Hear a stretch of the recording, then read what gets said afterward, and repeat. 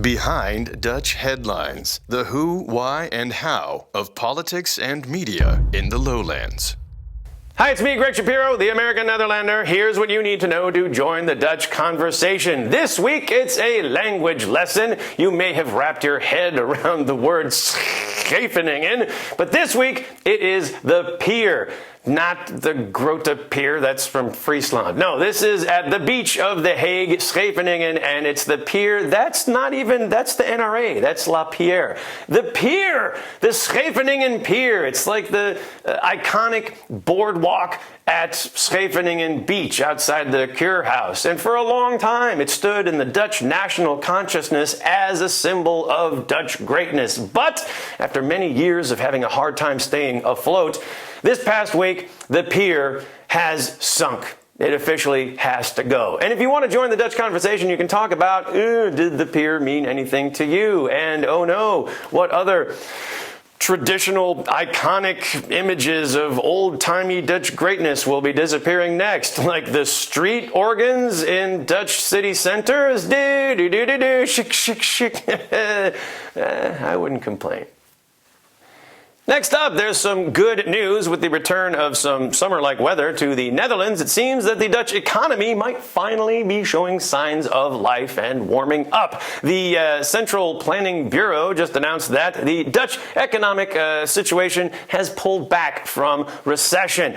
But there's some dark clouds to go with the silver lining. The president of the Dutch bank says that the biggest threat to the fragile Dutch recovery is the chaotic political situation in The Hague. Specifically, lots of minority parties who are going up to the prime minister and trying to get their case and get their way, but nothing is getting done. Seems like somehow the Dutch democracy is being held hostage by the minorities. What does that remind me of? The Republicans in America don't like Obamacare, so they've basically decided to shut down government. But the main thing they're not remembering is that it always backfires. When is the last time that there was a shutdown in America? It was when Clinton faced off against the Republicans in 1995. And, of course, what do you remember about Clinton? Lewinsky. When was Clinton getting sexual favors from Lewinsky? During the government shutdown, the last one. I just hope someone is giving Obama some Obamacare right now.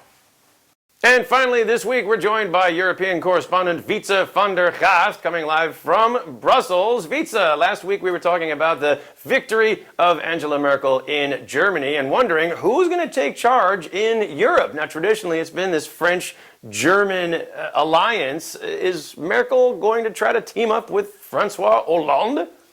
Well, Francois Hollande used to be the man, but with his current popularity polls, in this relationship, he is definitely not wearing the pants. And then you might look to other potential suitors in this grand soap opera that is European politics. What about David Cameron? When he arrived on the scene with his energy and vigor. However, in his recent vote on the Libya question, he could not close the deal. Of course, traditionally you'd think that Silvio Berlusconi can't wait to get into the relationship.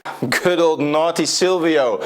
Well, he might still want to try, but soon, as it turns out, he will probably be behind bars and barking up a different tree. Now, Angela Merkel, she's going to be looking to form partnerships with someone to try to pull Europe forward, right? But, traditionally, you've got the French-German alliance. Isn't there somehow that Angela Merkel's going to try to make that work? I think she will. I mean, after all, the band of brothers of Monet and Schumann have been at the foundation of the European project. However, the band of brothers is now men behaving badly at the overall European scene. So soon, sisters might be doing it for themselves.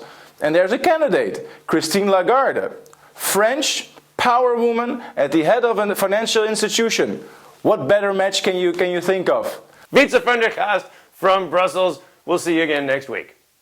And that's it for this week. It's me, Greg Shapiro, reminding you to watch our YouTube channel and please subscribe. You can go to the Behind Dutch Headlines Facebook page and like it. And until next week, thank you very Dutch.